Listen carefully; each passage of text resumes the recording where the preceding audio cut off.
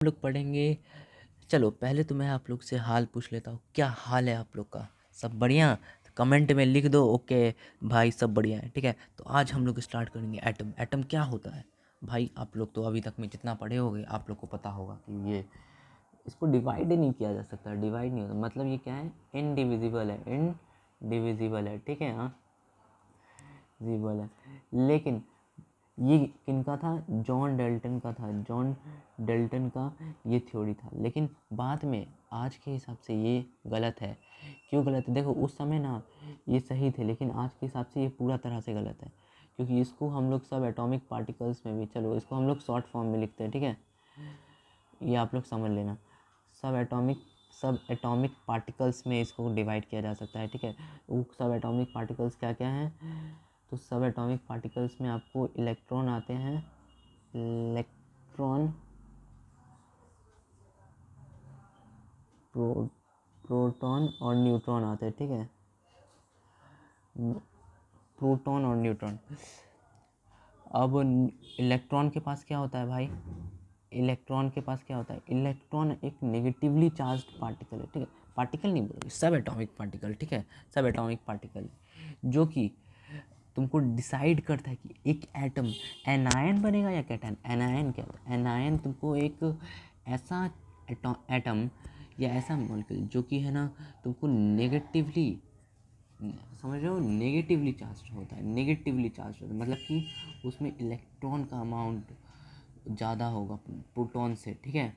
और कैटायन क्या होता है? कैटायन तुमको होता है, देखो एनायन में लिख देता हूँ, एनायन क्या होता है? एनायन होता है आपको नेगेटिवली ने चलो ऐसे मैं इजी लिख देता हूँ, नेगेटिवली चार्ज्ड, ठीक। नेगेटिवली चार्ज रहता है, लेकिन जो हमारा है ना मतलब कैटायन रहता है, कैटायन आपको पॉजिटिवली चार्ज रहता है। इसके ऊपर ना मतलब इलेक्ट्रॉन का अमाउंट ज़्यादा होता है, उसमें इलेक्ट्रॉन का अमाउंट ज़्यादा है, इसमें इलेक्ट्रॉन का अमाउंट कम रहता है। क्यों रहता है कम, ये हम लोग बाद में जानेंगे, अभी आप इतना याद रख लो, ठीक। अब जो ये इलेक्ट्रॉन्स होते हैं उसका लोकेशन क्या होता है भाई? आप लोग सोचोगे क्या होता है लोकेशन? एक समझो एटम है बड़ा सा, ठीक है। ये एटम है आपको, ठीक है। इसमें आपको, या फिर एक मिनट, एक एटम है आपको, इसके चारों तरफ एक रिंग है, ठीक। इसके भी चारों तरफ एक रिंग है, सपोज करो। अब यहाँ पे एक नेगेटिवली है ना, इसको इलेक्ट्रॉन मानो, ठीक है। ए, ए, ये इलेक्ट्रॉन है, ठीक। इलेक्ट्रॉन है, ठीक है।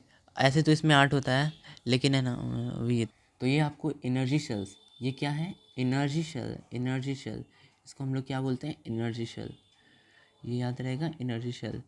क्यों? क्योंकि ये आपको ना एनर्जी को कैरी करता है। एनर्जी कौन है यहाँ पे? अभी नेगेटिवली चार्ज पार्टिकल इलेक्ट्रॉन, ये एनर्जी कैरी करता है, इसलिए एनर्जी को कैरी करता है, इसलिए हम लोग क्या कहते हैं? Energy cell. इसलिए एनर्जी सेल बोलो, एनर्जी लेवल बोलो, या फिर तुम सिंपली सेल भी बोल सकते हो, ठीक है। अब क्या करता है, ये यहाँ पे लोकेटेड रहता है, ठीक। अब ये बात तुमको याद रखना होगा कि, या फिर ये हम तुमको बाद में बताएंगे, अभी तुम बस इतना याद रखो। अब जो बीच में रहता है ना, तुमको बीच में पी हुआ, ठीक। बीच में पी हुआ प्रोटॉन्स, और यहाँ पे जगह नहीं बन रहा, लेकिन यहाँ पे एन भी रहता है, न्यूट्रॉन भी रहता है, ठीक है। एन पी दोनों रहता है बीच में, और इसको हम लोग क्या कहते हैं? न्यूक्लियस कहते हैं। एटम का न्यूक्लियस, ठीक है। न्यूक्लियस, न्यूक्लियस कहते हैं, ठीक। अब जो इतना बात बता, अब इसको हम लोग एक बार रिकॉल कर ले। एटम जो था, एटम है ना इंडिविजुअल है, लेकिन बाद में ये गलत हो गया, क्योंकि ये जो डॉल डाल्टन का थ्योरी था कि इंडिविजुअल है, ये बाद में गलत हो गया। क्या साबित हुआ कि सब इसके भी सब एटॉमिक पार्टिकल्स रहते हैं, इलेक्ट्रॉन, न्यूट्रॉन, प्रोटॉन और एक, हाँ, electron, proton, neutron. Electron negatively charge particle होता है जो कि रिस्पॉन्सिबल होता है तुमको कैटायन और एनायन के फॉर्मेशन के लिए, और प्रोटॉन्स तुमको पॉजिटिवली चार्ज पार्टिकल, ये सब एटॉमिक पार्टिकल्स रहता है जो कि न्यूक्लियस में प्रेजेंट रहता है। और एक न्यूट्रॉन रहता है, न्यूट्रॉन में तुमको पॉजिटिवली और नेगेटिवली चार्ज पार्टिकल दोनों रहता है, जो कि तुमको न्यूक्लियस में प्रेजेंट रहता है, दोनों न्यूक्लियस में प्रेजेंट रहता है। इसलिए तुम समझ सकते हो कि क्यों रहता है कैटायन एनायन फॉर्मेशन, इसके कारण, क्योंकि ये दोनों तुमको न्यूक्लियस में, न्यूक्लियस से बाहर थोड़ी ना निकलेगा, एनर्जी शेल्स में है ना, तुमको जो इलेक्ट्रॉन्स रहता है, तो इसके कारण तुमको एनायन और कैटायन का फॉर्मेशन होता है।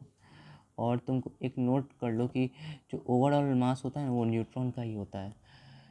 अब तुम एक बात यहाँ पे नोट डाउन कर लो कि जो एनर्जी शेल रहता है, मतलब एटम रहता है, उसमें ना ओवरऑल जो मास रहता है ना पूरा एटम का, वो न्यूक्लियस ही हैंडल किया रहता है, ठीक है। मतलब कि ओवरऑल जो मास रहता है वो कौन हैंडल किया रहता है, न्यूक्लियस ही हैंडल किया रहता है। अब कुछ गिना चुना, मतलब समझ लो कि 10 किलो एटम है, ऐसा सपोज करो कि 10 किलो एलिमेंट है, ठीक है, 10 kg। अब उसमें से तुमको 100 ग्राम या 10-20 ग्राम होगा तुमको मुश्किल से इलेक्ट्रॉन, ठीक, और प्रोटॉन दोनों का मिला के मास। तो इसलिए तुम उसको थोड़े ना, वो तो नेग्लिजिबल है भाई, इतना कम है 10-20 ग्राम, तो उसको कहाँ तुम ऐड करेगा, इसलिए उसको हम लोग हटा देते हैं।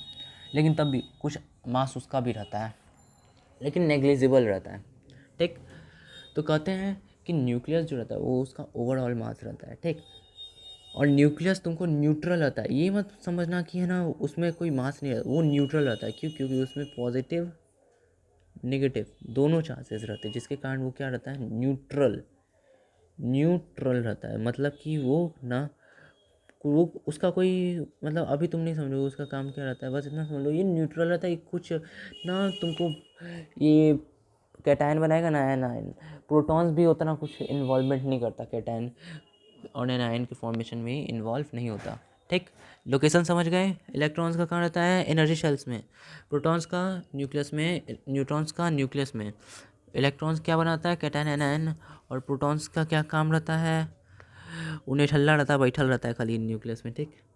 और है ना, न्यूक्लियस क्या रहता है, न्यूक्लियस न्यूट्रली चार्ज रहता है।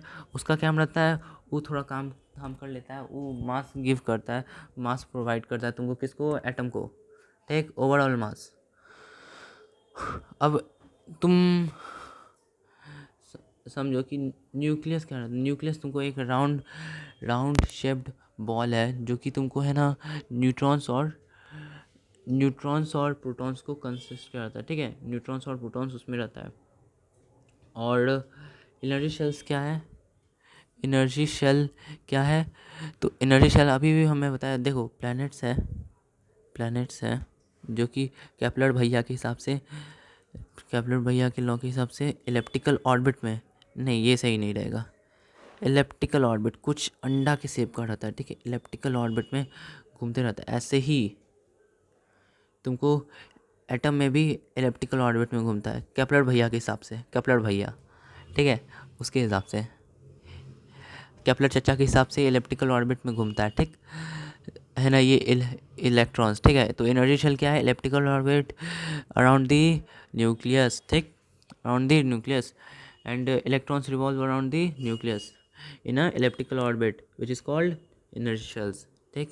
इतना ही तक था। अब आगे आप लोग को मैं बताऊंगा कि है ना कैसे इलेक्ट्रॉनिक कन्फिग्रेशन वैलेंसीज निकाला जाता है। और एक बहुत इंपॉर्टेंट बात है कि एटॉमिक नंबर का कैसे हम लोग कैसे किस किस तरह से यूज कर सकते हैं, वो सब मैं बताऊंगा। तो आगे का लेक्चर जरूर देखना, ठीक है। कल या परसों तक आ जाएगा या आज ही आ सकता है, ठीक है। तो चलिए tata bye bye, see you tomorrow in the next day.